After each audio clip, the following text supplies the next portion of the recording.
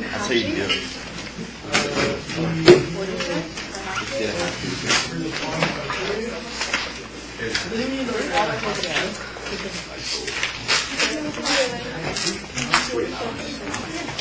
Like, because when they're going to beat me, I'm kind of getting bored now of playing. just win it.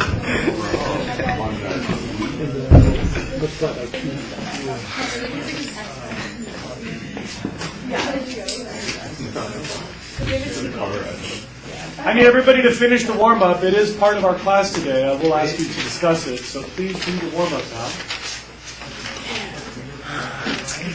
No Xbox. I know. I told you. Yeah.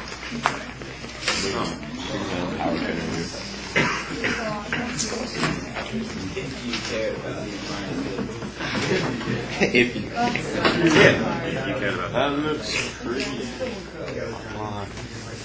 He owes me too. He owes me too. He goes asking for ass whooping. Whooping? Yeah. Can of whoop ass. First he has to beat me in trivia crack. My point proved. And then he can realize. I can't do that. I will use his fist of fury. He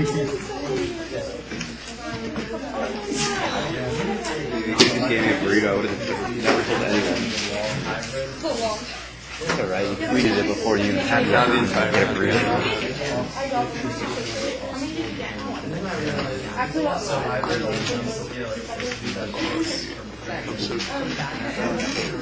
What kind of headache is also known as a vascular Migraine?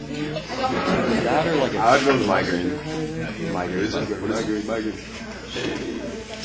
I didn't even hear the question. I heard headache and said migraine. Oh, Jesus, beating so good. Yeah.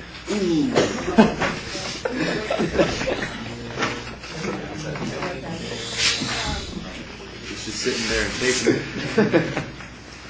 You get one of those like Staples buttons, the big red ones, and every time you use it, just press it. That would be.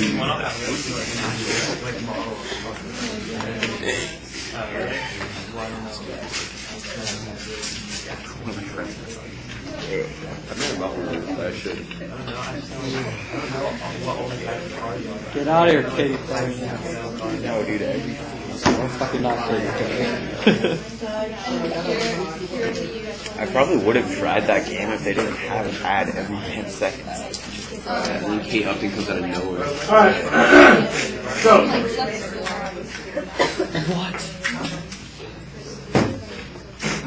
What? You have already done the warm-up where you answered which actual real car that exists today would you buy if you cared about the environment. In other words, meets your needs, but you would not call it too much of an environmental compromise. Has anybody not done the warm-up? Because I'm about to ask you to share it. All right, so who's sure they know what car they want, environmentally speaking, meeting the needs of their life? Well, every one of you just did it, so yeah. Probably something full electric. You think electric? Probably. Yeah? Probably vegetable oil.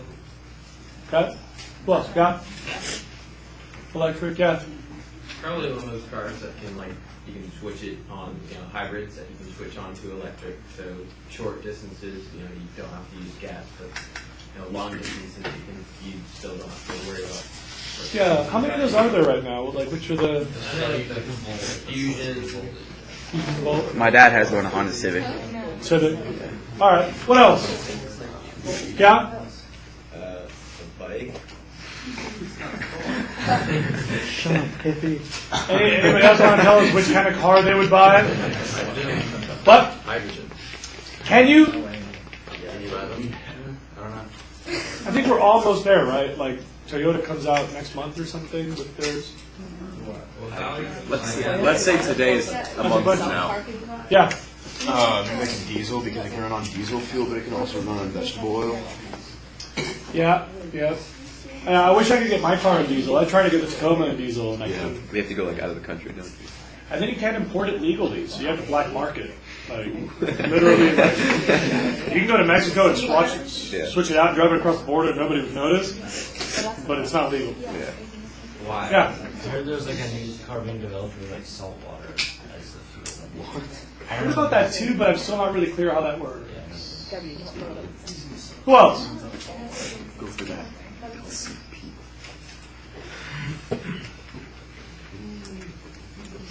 I didn't hear a lot of people say a good, efficient, older car. But I gotta warn you that probably, just like given your real world options today, like, in many ways that might be your best choice. If you can get your hands on like a older Honda Civic or an older Accord maybe, or like little Fords, little like Toyota Corollas and stuff. Like if you can get your hands on like an older, small car, that is almost certainly the most efficiency you can get with very little spending. And maybe save your money for when there's, you know, newer infrastructure that lets you change other options. Anybody else want to talk about this current car choice? Anybody actually in the market for a car at this moment? Wait, why are those cars typically better than like the best option? The Well, one that you just named? 'Cause For example, the electrics that you can buy today, 80-odd% of our electricity is made from coal right now in America. So depending on which part of the country you're in, it might be all coal. And in that conversion, you're making way more CO2 at the power plant than you're saving by not using the gasoline. My dad bought an electric car, and then we asked the power company what the CO2 emissions are per kilowatt of his electricity in Irvine, California. And his CO2 emissions are higher for his electric car than my Tacoma. Because, you know, most of his electricity is coming from either natural gas or coal down there. There's places where you might have like all nuclear electricity, and so if you're, you know, at least not making CO2, then in that community, one part of the world, that might make sense. But for most people, the electric thing is kind of a bust. The hybrids, they currently come with like a really gigantic energy cost to make them. So they start with like a huge CO2 burden, and the efficiency takes a long time to pay for that CO2 burden of construction. You know, like a little old gasoline car probably gets better mileage than any current car because we've just gotten into bigger cars now. Like you can find high efficiency small cars now, but they're new and expensive. You can get a high efficiency old car for nickels and dimes. And all that other money that you saved on a new car, you could use to repair that old car for a long ass time. do they do that damage? Oh yeah, yeah. Old Honda Civics got like 40 plus. Everybody's like shocked by that. That's right. Yeah, 10. So. Isn't it like impossible in like a lifetime pretty much to drive enough to make it worth like having like a Prius or something? Those numbers keep changing, and a lot of that has to do with the economies of scale. So for the first year of Priuses, maybe for a 2015 Prius, I think it's under 100,000 miles now. So as long as you can not get in an accident the first 8 years or something, you've kind of broken even on the CO2, and then you start saving after that. All right, well, we'll talk a lot more about this car issue later. For now, I want you to take that little scrap of paper, and you've got 3 choices. There's a problem with group assignments that everybody recognizes, I think.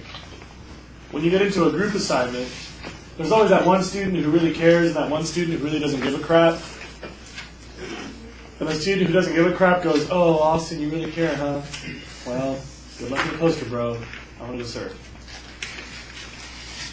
And I think everybody's been in that experience, if not on this assignment, somewhere else in your school life. And I just want everybody to think about that. Like, what if that was money? Like, what if you were getting paid for a job and this was money? So I'm like, hey, you 3, go clean the shed, and I'll pay you $100 for doing it. And if he does all the work and they didn't do anything, that would be like straight up stealing, and nobody would have any problem being like, yo, that money, that was my money, not their money, and I deserve that money, and they don't. If it was about money, stealing somebody else's credit just like would not fly. Nobody would let it happen. And if somebody like took his money and then he didn't say anything about it, that would be like straight up bullying, and everybody would know like, yeah, that Jose guy, he's like a total bully. He just took Austin's money, and Austin didn't say anything about it, but that's a kind of a dick move, right? Yeah. And then when it comes to class credit, everybody's like, oh, victim is crying, whatever.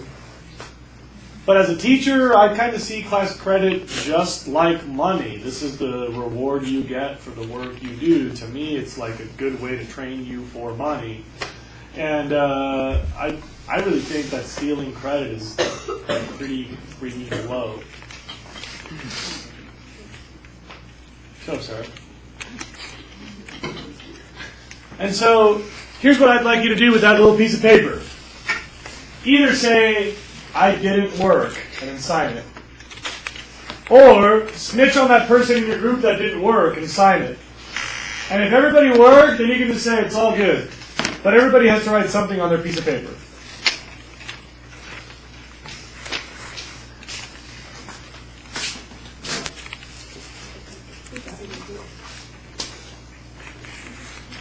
Do you have decided to call them? If it's all good, you're not signing. It doesn't matter.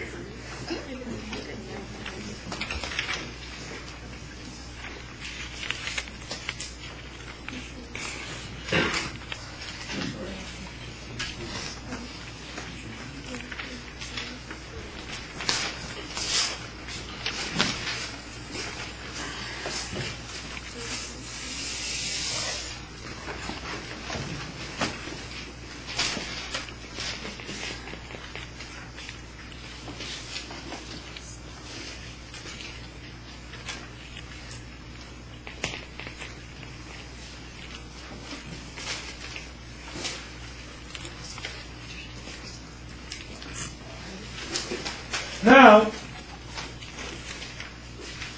I'm going to collect all your little scraps. Please fold them.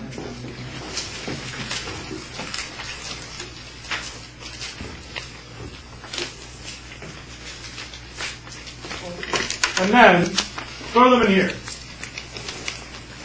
Here we go.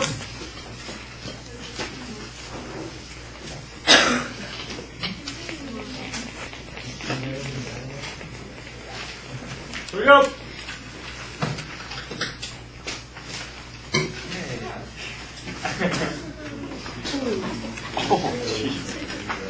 Here we go.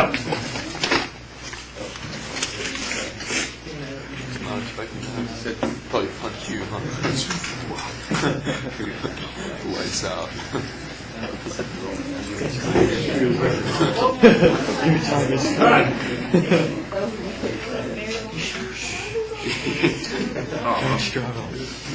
Now clear your desk.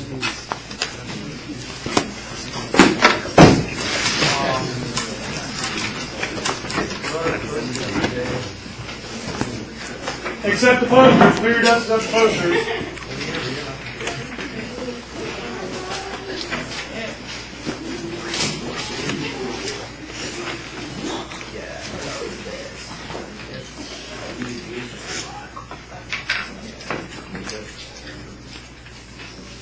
And now, that you have cleared your posters, I'd like to spend a few minutes checking out everybody's claims. So, I'd like 2 posters in the back, 2 in the front, 2 on that side, 2 on the window side. And everybody please make one single circuit to see what they're saying on their posters. Are there any questions? Ready, set. Ready, set, Googleplex. I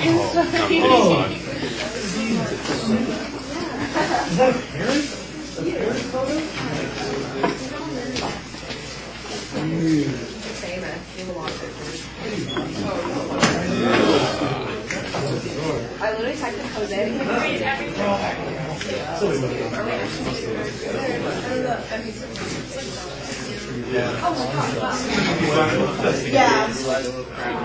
It's called corporate personality.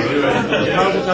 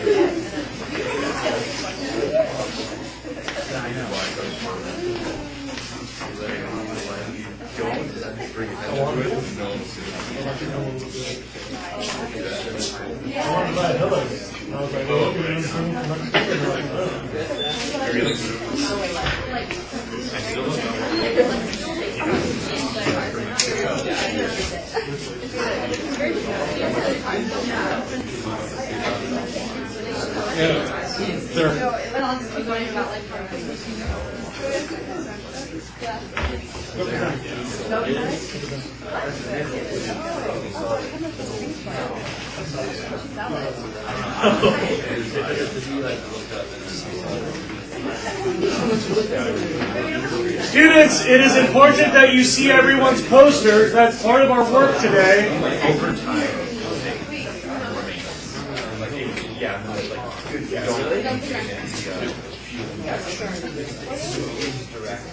Yeah.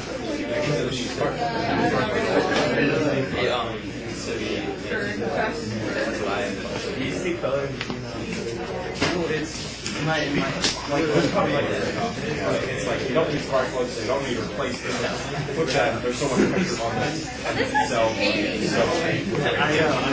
I'm presenting like I did.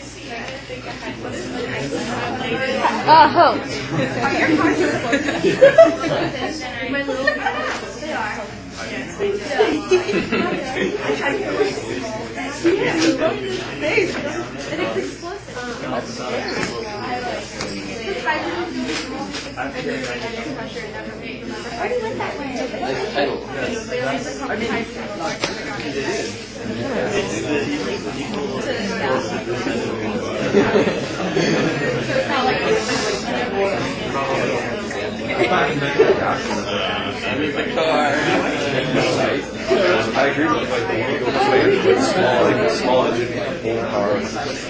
Yeah. Oh yeah, the site for we posted for CMP. Eco Who did that?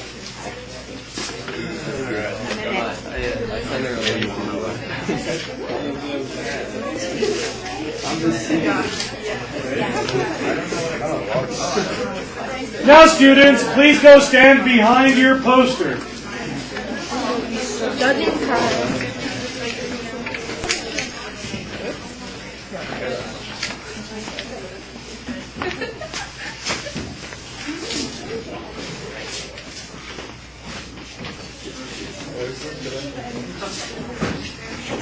Please stand behind your posters. This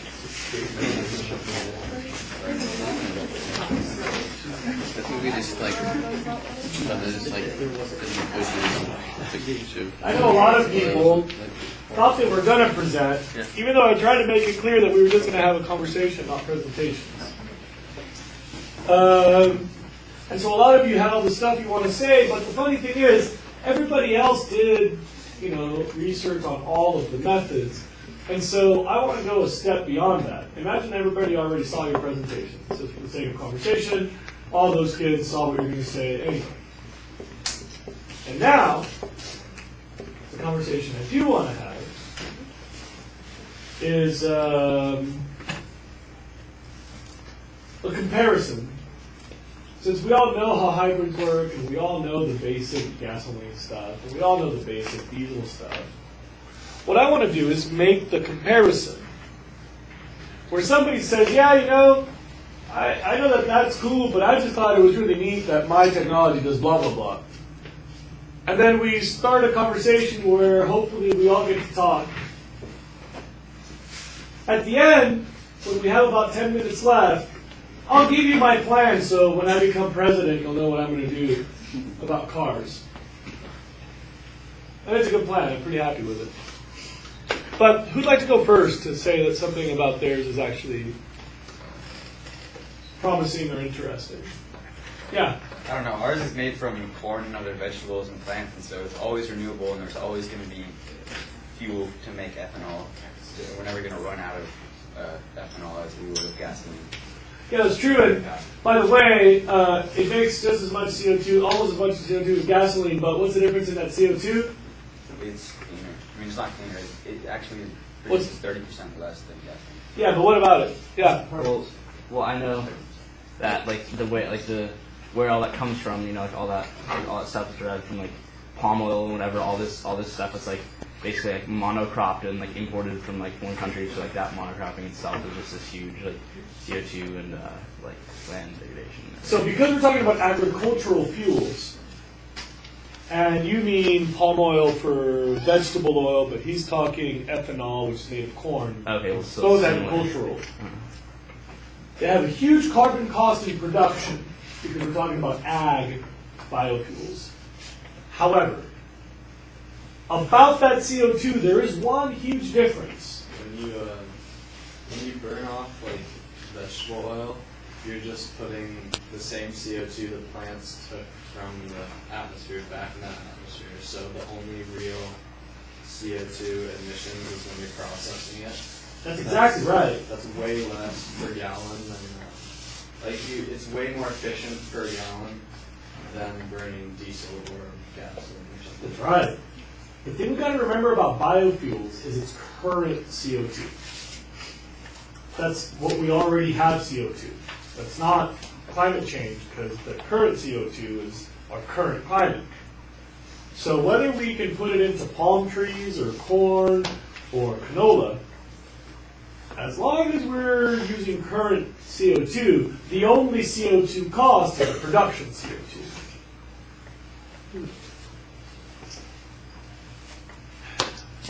Right now, it's kind of shocking. To make a gallon of gasoline equivalent, you use more CO2 in agriculture for corn than you save by not using a gallon of gasoline. So right now, agricultural biofuels add old CO2 because making the corn into fuel, or making the corn and then into fuel, is more CO2 in the atmosphere than the fuel you offset by using that biofuel. Anybody know the future of biofuels, though? Food scraps and stuff? Yeah. What is it? Food scraps and stuff. Or lawn trimmings. Yeah. All you up greenway. Yeah. Remember I told you all this. Your generation's secret, the energy crux, you want to save the planet and get rich, here it is. Waste into energy. So like vegetable oil right now, if we have to grow soy and canola, we use so much CO2 in getting it to vegetable oil that it's not a viable method to make our fuels. But when we could make vegetable oil out of like algae, for example, algae that's a good way to clean up our wastewater, by the way. Yeah, I read this thing that these guys are trying to produce a vegetable oil that cars can run on. That's made out of like all the stems from like corn and the husks and things that just get thrown out after. Yep. And they're decomposed. So Now we're getting somewhere. And to whatever degree we are making vegetable oil in our food systems anyway, and you guys realize that for vegetable oil cars, it doesn't have to be just vegetable oil. You can use like bacon fat, and you can use like, what other oils are there in our food? Citrus oil from the peels, and I don't know. To whatever degree we have those oils in our waste stream, we might as well turn it into fuel, sure. But anybody know what that number is? How much diesel we could offset by using all of our vegetable oil as a fuel source? Anybody find that? It's about 18%. So even if we capture every drop of wasted vegetable oil, that's only 18% of our diesel needs. So yes, we should waste products, every single drop, and then where we need that fuel source, let's get it out of algae as well. Wait until that's developed, and then we're getting somewhere. Who else has something that they're kind of excited about? This is the worst sales pitch? Are you kidding me? I am not going to buy anything. we found that I wanted to take a nap. we found that the average mile per gallon on a vegetable oil car is 40 or upwards of 40, and the average gasoline car in 2014 was 22. That's a new car. Yeah. Anybody know why that is, by the way? It's not necessarily the vegetable oil, per se. What kind of cars run on vegetable oil? Diesel cars, yeah. And diesel cars are just inherently more efficient. The engines are more efficient. Really modified too. Yeah. So, what? You said like we couldn't produce enough vegetable oil to like create all the like gas that we need. All the diesel that we need. Yeah, but you can't really, because usually when you mix vegetable, you can use like diesel oil and vegetable oil. Yep. So not just like.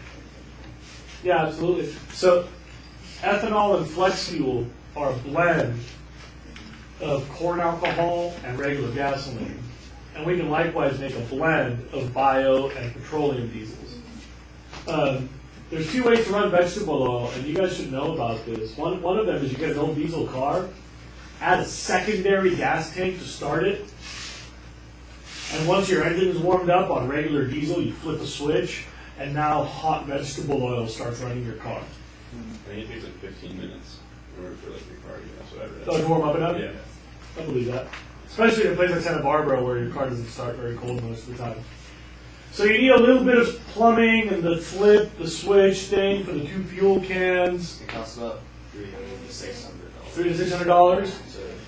And then it runs on straight vegetable oil. Like you put a filter in the funnel, and you just go to like McDonald's and go, look out of the grease trap, and the screen catches all the, I don't know, bacon bits, and then the French fries, and then the vegetable oil runs, and you just drive away. You start it on diesel, and then you go to vegetable.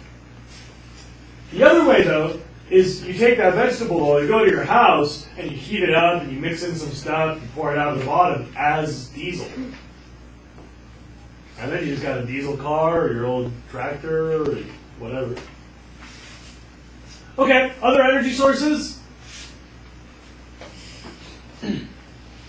Yes? So like I don't know, like the like adaptability to electricity and how it's just like would decentralize our entire like dependency on oil because electricity can just be made from anything, you know. So any of all of these different types of fuels can be made. So like if we found one clean way to produce any of these, then you could use it to make electricity, and like still use the other ones too. So it's like if there's a spike in prices in one, you switch over to the other. So like prices only shift by like 2 to 3 cents maybe. Yeah. And so it would just be this really stable, adaptable solution.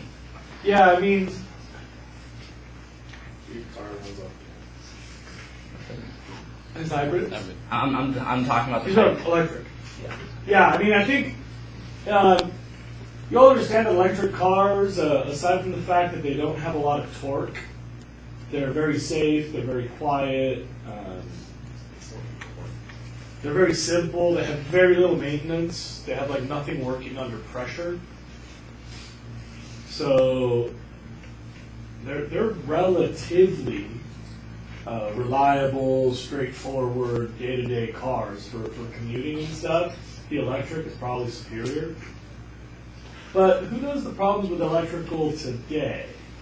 I read that it takes, like, for the pollution that the conventional gas uses, it takes that much to make an electric car. And even though the electric, like, it doesn't burn gas to create the car, it is as much pollution as.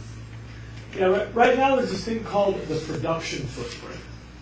So there's the operational footprint, like how much your car does when it's running. But then the production footprint is often far greater.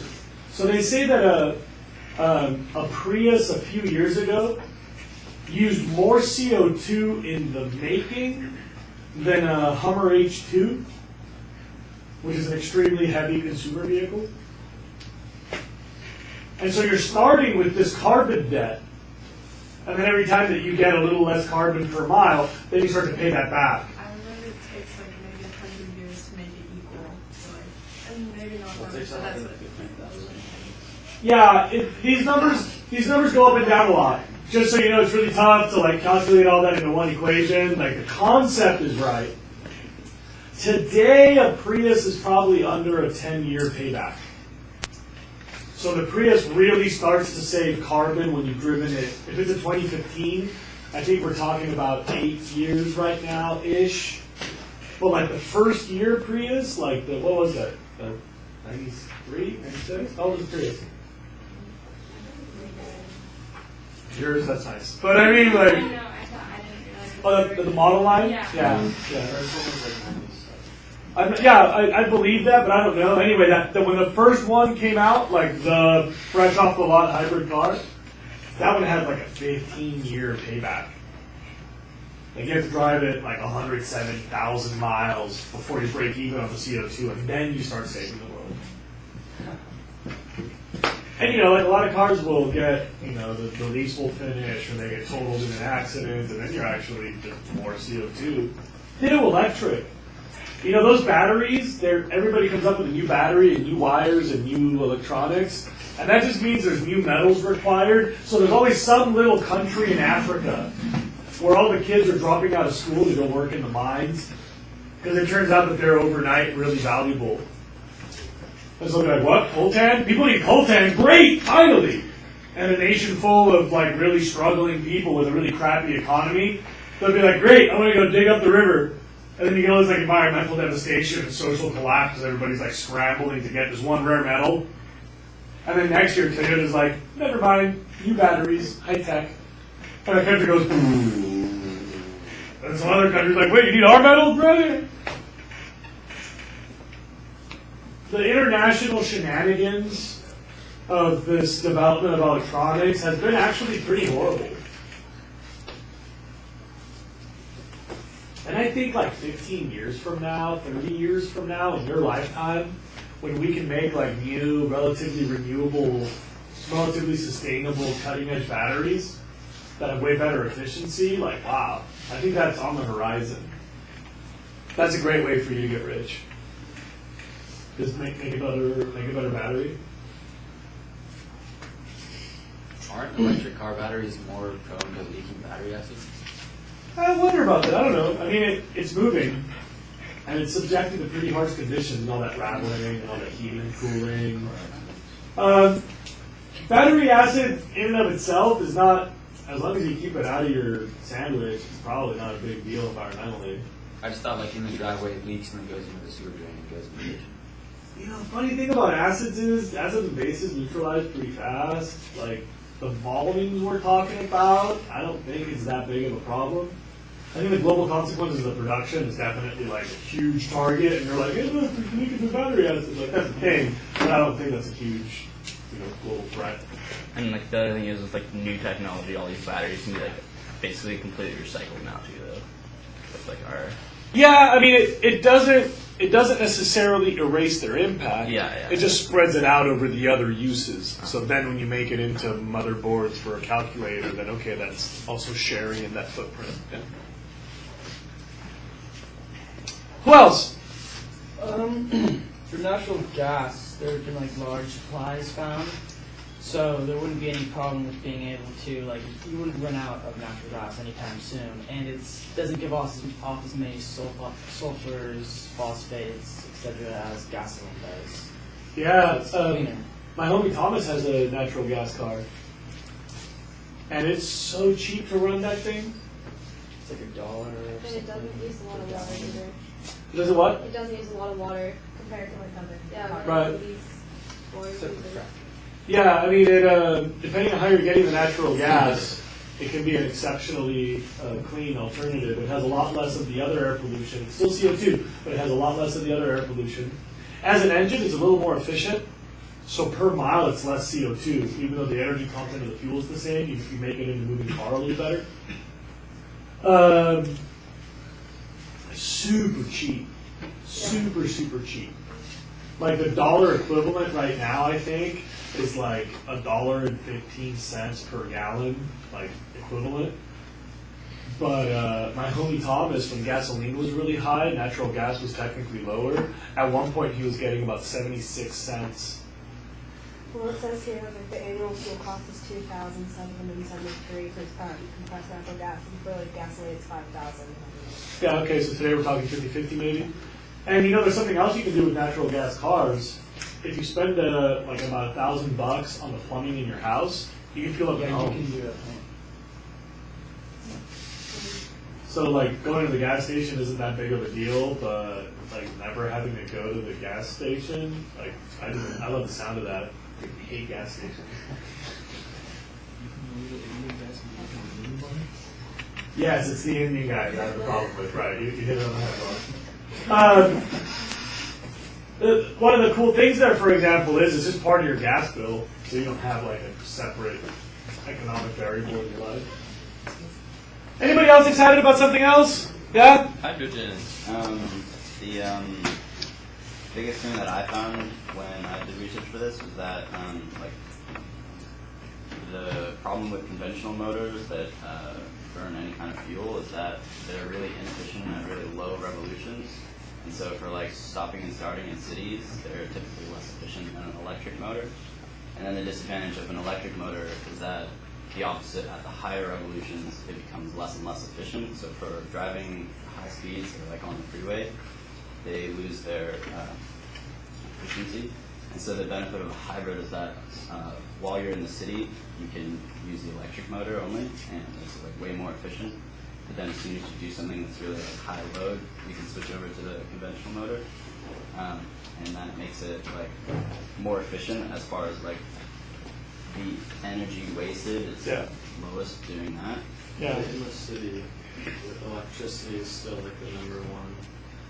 Like making electricity is number one CO2. Right. And so there's a few different things to consider when we're talking about hybrids. First of all, if we mean a plug-in hybrid, that's basically an electric car in a sense. And today, most of our electricity, depending on where you live, can be really dirty. My dad bought an electric car, and he called his power company, and they gave him his carbon cost per gallon equivalent. And my dad's electric car in his part of Orange County makes more CO2 per mile than my Tacoma. Because the CO2 is all made in the production of electricity in his neighborhood. However, if you live in Morro Bay, where most of your electricity comes out of that nuclear power plant, all of a sudden your electric car is essentially CO2 free. So depending on the energy sources, the electric part if it's a plug-in electric, can be a good carbon issue. Separately with hybrids, that multiple drivetrain, that's true, that efficiency issue, you get the most out of both. It's kind of the best of both worlds. But you really got to drive it a long-ass time to pay for all that stuff. A Prius is 5 motors. A Prius is 4 electric motors, 1 for each wheel, and then the gasoline motor under the hood. That's a lot of stuff to build.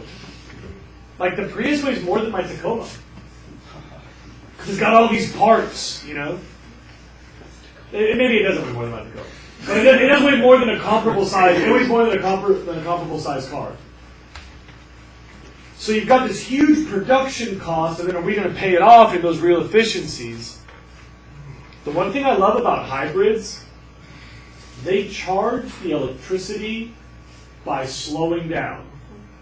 My car, when I got to slow down, all that gasoline I just put into motion, I have to waste away that energy with these metal calipers that grab a blade of metal in the wheel. Those are called disc brakes. You think about it, that's pretty stupid. Like, now that I've used up all my gasoline, I'm going to wear out another replaceable item to stop my car. So I've already wasted all that gasoline money, and then now I'm going to waste all my brake pads. It's like slowing down your car by lighting your money on fire and then turning it into a parachute on fire. Like, that's pretty stupid. On a hybrid, you just put a motor against the wheel.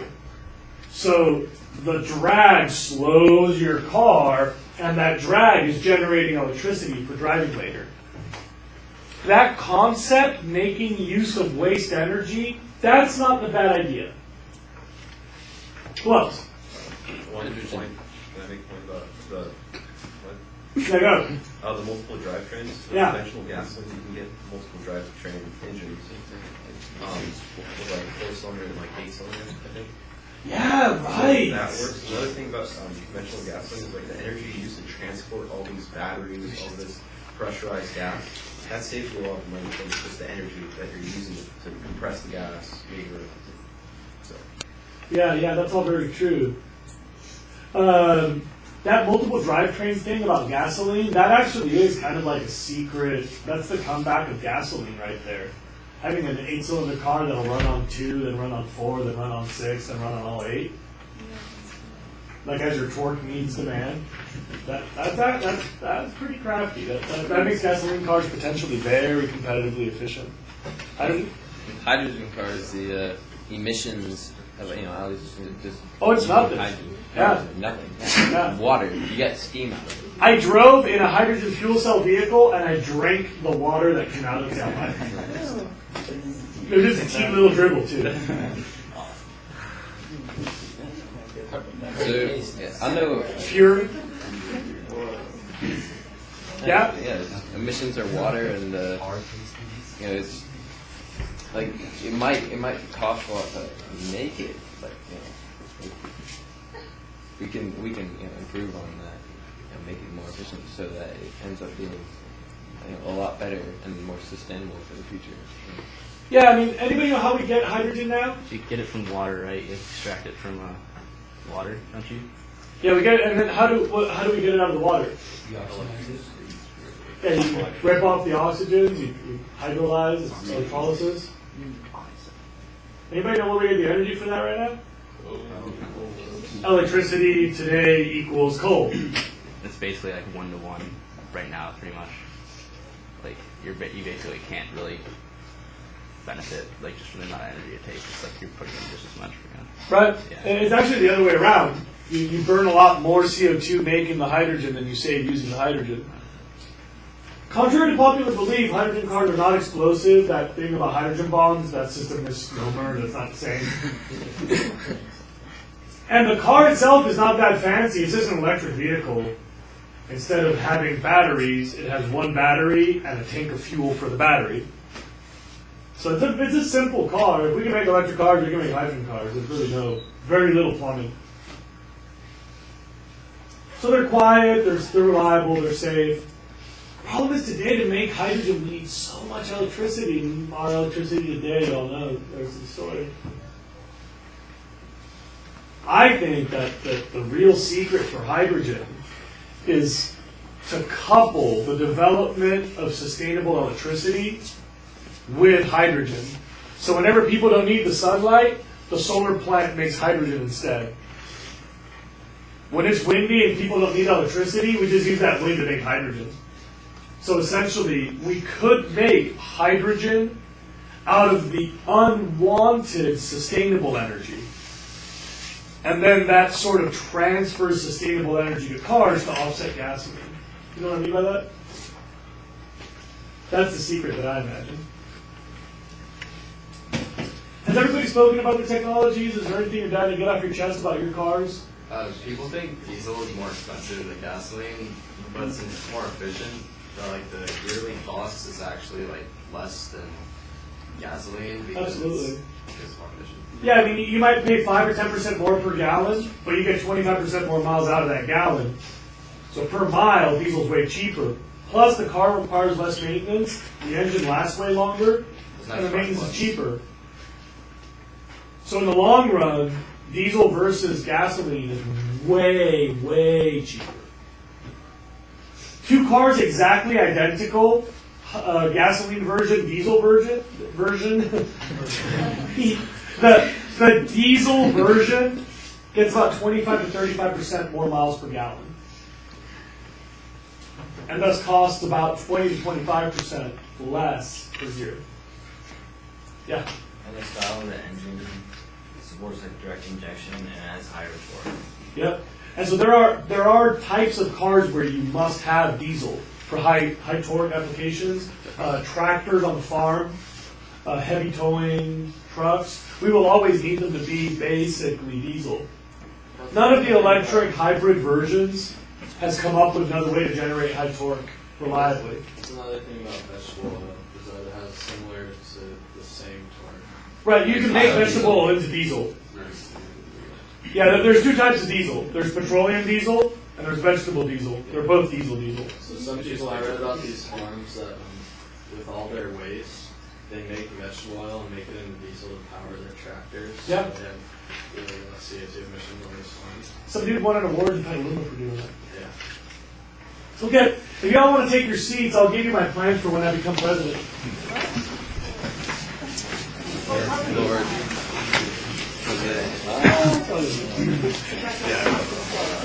Sounds good.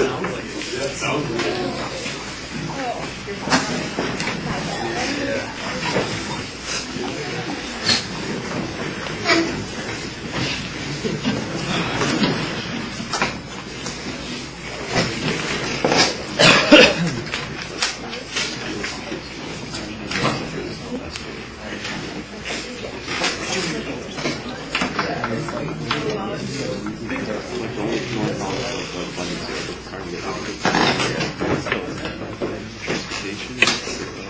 All right, so I'm sure we all agree Jose was president. Military. Also, Dictator. Yeah. Jose for Grandmaster. But what do they call him? The benevolent father. Jose for benevolent father.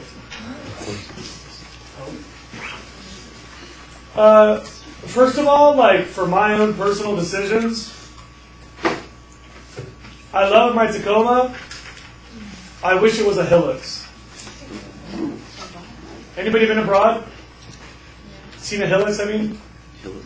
The Hilux is the diesel Tacoma. Oh. They're all over Mexico, Argentina, Europe. Everywhere in the world, the Tacoma is called a Hilux. It's pretty much only a Tacoma in the U.S. and a few other places. Yeah? Why is it not here? It's not here because in the United States, we made a decision many, many years ago that diesel would not be regulated very carefully so that we could keep cheap food and cheap shipping. See, we're a big-ass country. We got to deal with that problem. So we need to make food really cheap and transportation really cheap so we can feed all Americans. You know, you go to a country like Germany and France, and everybody's food is local because you can pretty much grow food all over Germany and France, and it's a small little tight place. So you pretty much throw the oranges from the farm to the neighborhood. In the United States, we're talking about a huge nation. We're one of the biggest. With sprawling food production here and a little nugget there and a little nugget there and all the people everywhere else. So we chose to make diesel unregulated and dirty so it would stay cheap. Because of that, diesel engines don't meet our air pollution standards. And I can buy a Hilux in Mexico and drive it into the United States. But then when I try to smog it, they won't pass smog, and then I won't be able to keep driving it. Most diesel engines are not made to work in the United States because they're not made to work on our fuel. It's our fuel that's dirty, not the diesel engine inherently. And if I had to just commute, like I live a Tacoma kind of lifestyle, I think. I've sort of attached myself to that identity, and I like have to haul chicks around a lot, so I really need the cargo. Y'all understand. But, players gotta play. We all know you're talking about your chickens. You can do the baby birds.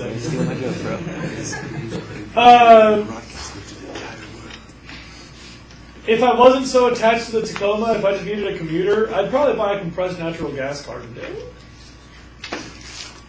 Like right now, today, like 2015, I'm pretty much sure that the convenience and the low price of fueling at home, the high reliability, they last forever. CNG cars last an eternity. And you can commute the F out of them. I think I would choose that for a commuter. But I don't really like the commuting lifestyle. I like to drive very little and then go on road trips. So I'll stick with a Tacoma, I think. Yeah. What would that be like? You're the president of a country, South America. So then, as president of your country, here's what I'm going to do. And by the way, this will tie together all 8 of your technologies. As president of your country, I'm going to stop production of gasoline cars right away. But I'll keep all the existing gasoline cars on the road. And that'll make gasoline our primary motor fuel for at least 20 to 30 years. As president of your country, I can't really get away from gasoline cars. We are really stuck in that infrastructure. And it's undeniable. The parts are cheaper, all the mechanics know how to work on them, they're everywhere. But I tell you what, I would try to support a little change in our culture in this country. When things break, we go shopping. Go anywhere else. I mean, watch, I'll bet you $100. Pay attention today. When somebody talks about something breaking, within 3 minutes, another person in the conversation will suggest a purchase. That's a very American thing. That's a very, truly, honestly American thing. I was just in Mexico for a week. I told you all about that. I was talking with a bunch of dudes that are all fishermen, talking about fishing. And one of them was like, oh, that boat over there. And I was like, what happened to that boat? He's like, oh, you know, the engine broke. I'm like, oh, so what's going to happen with that? I was kind of hoping they'd say, like, you should take it with you. And they were like, oh, well, you know, I'm going to try fixing it. The other guy's like, oh, well, you can try fixing it with this. And the other guy's like, oh, you can take a piece off that one. And the other guy's like, oh, you can go see Jose over there. And he's got a thingamabob that could help. And everybody was talking about how to fix it. Nobody was talking about how to go shopping.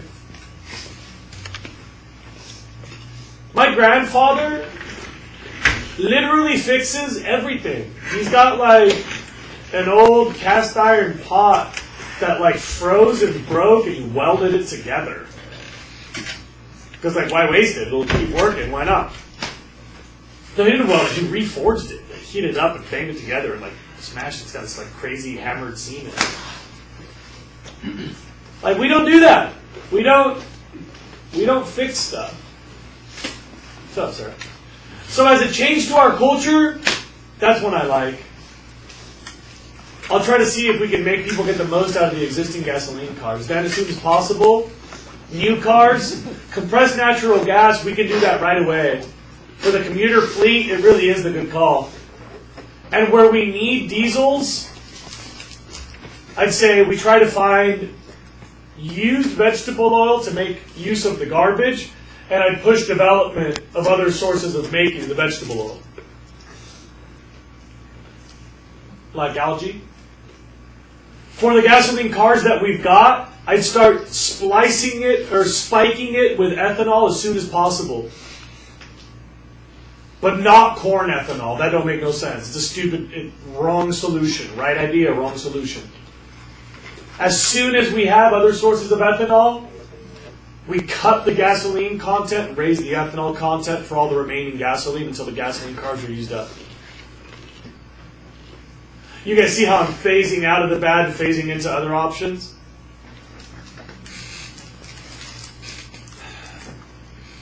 I think we need to make more efficient hybrid concepts in all forms of transportation. Like brake pads need to die.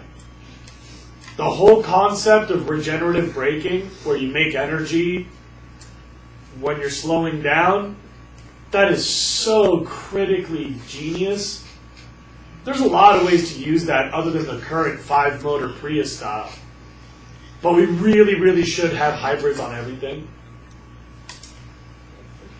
And here's my distant future. The holy grail of my car infrastructure is electric cars that rely on sustainable electricity. Imagine, once we get the right batteries, government owns the batteries, not the car companies, not the car owner. I know everybody gets uppity about the government infrastructure stuff, but imagine this scenario, okay?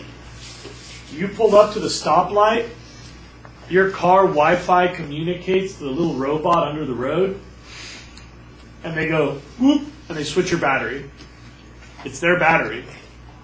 So they're in charge of all the battery maintenance.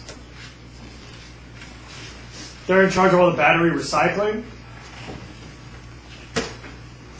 Because they're all one type of battery, or maybe a few types of batteries, their price comes way down and the efficiencies go way up.